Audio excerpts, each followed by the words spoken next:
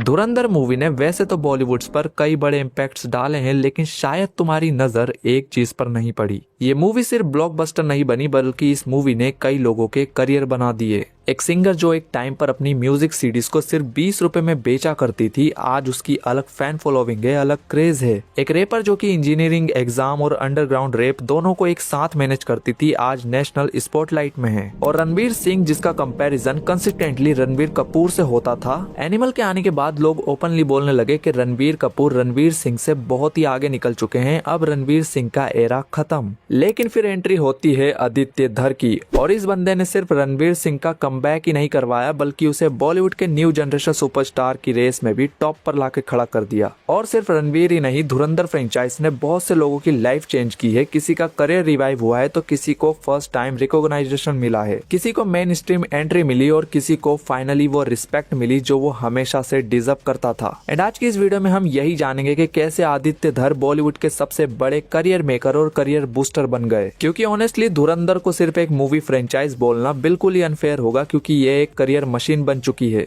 सो देखो, जब धुरंधर अनाउंस हुई थी तो ऑडियंस को लगा था कि एक और स्टाइलिश स्पाई यूनिवर्स आ रहा है, बिग एक्शन, बिग स्टार्स और बिग बजट के साथ। लेकिन किसी ने एक्सपेक्ट भी नहीं किया था कि ये फिल्म इंडस्ट्री के पावर बैलेंस को ही चेंज कर देगी, और जिसका सबसे बड़ा एग्जाम्पल था रणवीर सिंह। एक टाइम पे रणवीर सिंह लिटरली अनस्टॉपेबल था। पद्मावत, बाजीराव मस्तानी, गली बॉय, एक से बढ़कर एक पावरफुल परफॉर्मेंसेस। उसकी एनर्जी को मैच कर पाना ऑलमोस्ट इम्पॉसिबल लगता था। लेकिन फिर स्लोली ही ऑडियंस रणवीर सिंह से डिस्कनेक्ट होने लगी। 83 अंडर परफॉर्म हुई, जयेश भाई जोरदार और सर्कस जैसी मूवी ने तो रणवीर का ओरा ही माइनस कर दिया। और रॉकी रानी की प्रेम कहानी हिट थी, लेकिन लोग मिस कर रहे थे वो पुराना एक्सप्लोसिव रणवीर, वही डेंजरस एनर्जी, वही स्क्रीन फाड़ देने वाली परफॉर्मेंस वाला रणवीर। और सोशल मीडिया के ऊपर हमेशा से कंपैरिजन चलता आया है रणवीर सिंह और रणवीर कपूर का। और जब आरके की एनिमल रिलीज हुई तो लोगों ने रणवीर वर्सेस रणवीर वॉर को ऑफिशियली खत्म ही मान लिया। लोग ओपनली बोलने लगे थे कि Ranveer Kapoor much better than Ranveer Singh. उनकी स्क्रीन प्रेजेंस स्ट्रॉन्ग है, उनकी मूवीज चॉइस बहुत ही बढ़िया है। और ऑनेस्टली उस टाइम पर रणवीर सिंह को एक मिरेकल चाहिए था, और वही मिरेकल लेकर आए आदित्य धर धुरंधर के साथ। आदित्य धर ने रणवीर सिंह को सिर्फ अपनी मूवी के अंदर हीरो नहीं बनाया, बल्कि उस बंदे की असली एनर्जी को फाइनली सही डायरेक्शन दी। धुरंधर में उनकी परफॉर्मेंस हाइपर एक्टिव नहीं थी, ओवर एक्सप्रेसिव नहीं थी, उनकी आंखों में पेन था, बॉडी लैंग्वेज में रेश थी, और डायलॉग डिलीवरी में फायर था। घायल हूं, इसीलिए घातक हूं। और धुरंधर के थ्रू लोगों को सिर्फ रणवीर का कमबैक ही देखने को नहीं मिला, बल्कि एक्चुअली में वो बेस्ट वर्जन देखने को मिला जो हमेशा से लोग देखना चाहते थे। लेकिन रणवीर सिंह तो चलो फिर भी एक रिवाइवल था, उनका पहले से एक फैन बेस था। लेकिन असली शौक तो लोगों को तब लगा जब एक unknown face suddenly national obsession बन गया। सारा अर्जुन, जिन्हें धुरंधर से पहले मोस्टली पीपल सिर्फ चाइल्ड आर्टिस्ट के तौर पे ही जानते थे। क्लिनिक प्लस वाली क्यूट गर्ल साउथ मूवीज के अंदर यंगर वर्जन प्ले करने वाली एक चाइल्ड आर्टिस्ट के तौर पे। और तुम बॉलीवुड की हिस्ट्री उठाकर देख लो, चाइल्ड एक्ट्रेस का अडल्ट लीड ट्रांजिशन ऑलमोस्ट कभी स्मूथ नहीं होता। जिसके परफेक्ट एग्जांपल्स हैं अनुष्का सेन और अवनीत कौर। पॉपुलैरिटी तो मिलती है, लेकिन प्रॉपर एक्टिंग क्रेडिबिलिटी मिलना बहुत मुश्किल होता है। लेकिन आदित्य धर ने सारा में पोटेंशियल देखा। 1300 से ज्यादा ऑडिशंस के बाद उसको धुरंधर की फीमेल लीड बनाया गया। और तुम्हें अच्छे से याद होगा, मूवी रिलीज होने से पहले जब ऑडियंस को पता चला था कि रणवीर सिंह के अपोजिट एक 20 साल की एक्ट्रेसेस कास्ट हुई है, तो लोगों ने इस बात पर मेकर्स को काफी ट्रोल भी किया था, क्योंकि दोनों के बीच में 20 साल का एज गैप जो है। लेकिन मूवी रिलीज होने के बाद सब लोग चुप, सारा अर्जुन फिल्म की सरप्राइज पैकेज बन गई। एंड अब उनके पास एक फैन फॉलोइंग है, इंडस्ट्री में उनका एक अच्छा खासा नाम बन चुका है। और इस मूवी ने सारा अर्जुन की इमेज बॉलीवुड के अंदर कम्प्लीटली चेंज कर दी। क्यूट चाइल्ड एक्ट्रेसेस की लाइन से उठाकर फ्यूचर लीडिंग सुपरस्टार्स की लाइन में लाकर खड़ा कर दिया। और यही तो आदित्य धर का पैटर्न है, वो सिर्फ न्यू स्टार्स पर बैट नहीं लगाते, वो फ्यूचर स्टार्स आइडेंटिफाई करते हैं। और इसका सबसे इमोशनल एग्जाम्पल शायद रेबल है। नॉर्थ ईस्ट इंडिया की एक ऐसी लड़की जो कि ब्रोकन फैमिली बैकग्राउंड से आती है, फाइनेंशियली स्ट्रगल कर रही थी, दिन में इंजीनियरिंग स्टूडेंट और रात में रैपर का काम करती थी। म्यूजिक उसके लिए सिर्फ हॉबी नहीं था, बल्कि सर्वाइवल था। और धुरंधर से पहले उसके कुछ एल्बम्स भी आए थे, लेकिन नोटिस किसी ने नहीं किया। और वैसे भी बॉलीवुड में नॉर्थ ईस्ट आर्टिस्ट को मेन स्ट्रीम अटेंशन बहुत ही कम मिलता है। लेकिन आदित्य धर और शाश्वत सचदेवा ने उसकी रो वॉइस में एक हंगर देखा, जिसके बाद धुरंधर के साउंड ट्रैक्स तो हम सभी को याद है। नाल नचना, मूव, मोनिका, आरी आरी, सडनली पूरा इंटरनेट हिल गया उसकी आवाज से। और फर्स्ट टाइम तो मूवी के अंदर रेबल की आवाज सुनकर बहुत से लोगों को लगा था कि ये कोई इंटरनेशनल आर्टिस्ट है। लेकिन रियलिटी बहुत ही क्रेजी निकली क्योंकि ये इंडिया का ही एक हिडन जेम था जिसे फाइनली एक सही प्लेटफॉर्म मिला।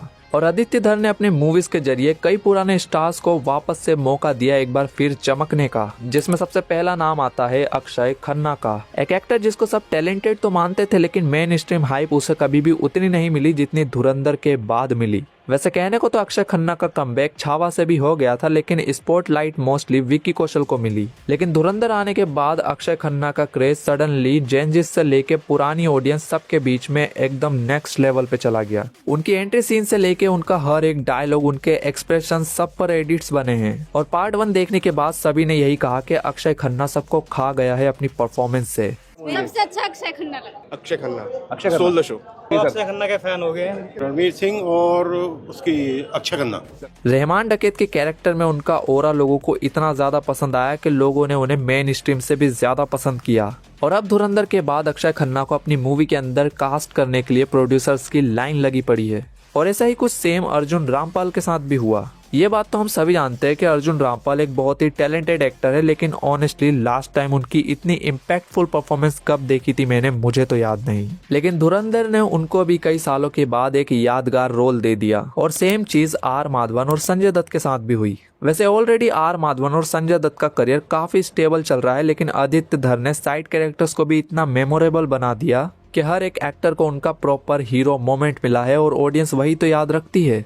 और याद रखना कि धुरंधर का इम्पैक्ट सिर्फ एक्टर्स या फिर सिंगर तक ही लिमिटेड नहीं था, टेक्नीशियंस तक का करियर इस मूवी से बूस्ट हुआ है। Normally audience sound design notice भी नहीं करती, लेकिन धुरंधर के बाद लोग थिएटर एक्सपीरियंस डिस्कस कर रहे थे। और इन सब के पीछे जिसका नाम आता है वो है विश्वदीप दीपक चटर्जी। और रणवीर सिंह तक ओपनली उनका प्रेस कर रहे थे। और शायद इसीलिए आदित्य धर बाकी डायरेक्टर से अलग लगते हैं, क्योंकि वो सिर्फ मूवी ही नहीं बनाते, लोगों के करियर भी बना देते हैं। और बात रही आदित्य धर की, तो वो खुद एक आउटसाइडर स्ट्रगलर हैं। Uri the surgical strike movie ने उन्हें रिस्पेक्ट तो दिलाई, लेकिन धुरंधर के बाद अब वो बिग डायरेक्टर्स की लिस्ट में हैं।